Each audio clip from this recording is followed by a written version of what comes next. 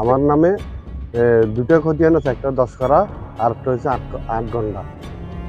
এই এই এই এই এই এগুলা উচ্ছেদ করিবার জন্য এগুলা ব্যাকআপ, মানে এগুলা সন্ত্রাসী লোক এইভাবে ব্যবসা করে। এদের লোকেরা চত্বরী মেজো আর আবু কালাম আর মনির, এরা আমাকে দাঁত মানে ফেলাস দিয়ে থানি নেবে বলে বলছে। ওখানে আমরা নিরাপত্তা চাই স্যার। হামলা খারাপ সময় আমি এখানে ছিলাম, অতিক্রম তারা আইয়ে আরে এই এত বাইরে হয়ে সুলুর ধরি খাইরি সরান মারে ফেলা দিই আই আবার আমবুড়িয়ে আসি হদে এখন তোর জামাই আন হাড়ি ফেলে তোর জোহারে মারি ফেলে এরকম বলি হারে শুরু বসটা কি আবি আর লোকের তোরা কি রুয়াস করে সুলুর ধরে আসতাই আর কোনো মানে আর কোন নাতি আছে তারা 4-5 জন ধরে লই আসারে খালি এদিকে ফেলাই দিয়ে নালার ফেলাই দিয়ে আয় আবার আসছি।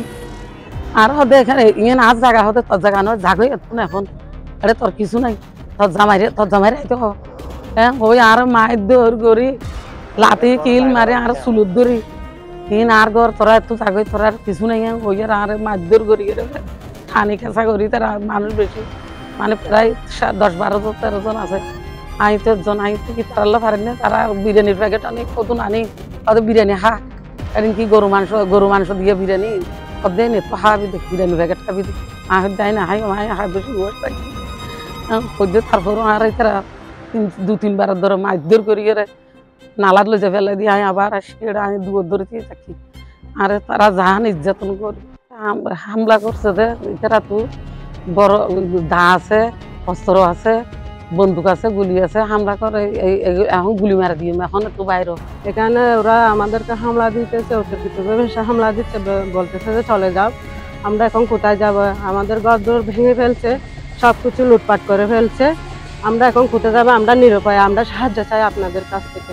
একদল সন্ত্রাস দল, তাদের মধ্যে রয়েছে সৈয়দ করিম মাঝি, আবুল কালাম আর হচ্ছে যে মোহাম্মদ মনির, আরো অজ্ঞাতনামা 10-12 জন হবে।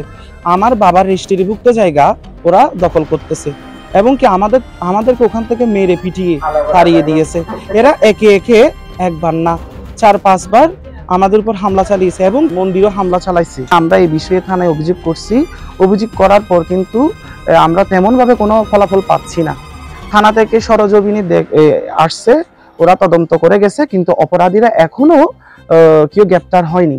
আমরা সেই কোনো প্রকার ভালো ফলাফল পাচ্ছি না। থানাও করছি এবং কি আমরা আর্মি ক্যাম্পও গিয়েও অভিযোগ করছি। আমরা এখন এটা সুষ্ঠু বিচার চাই।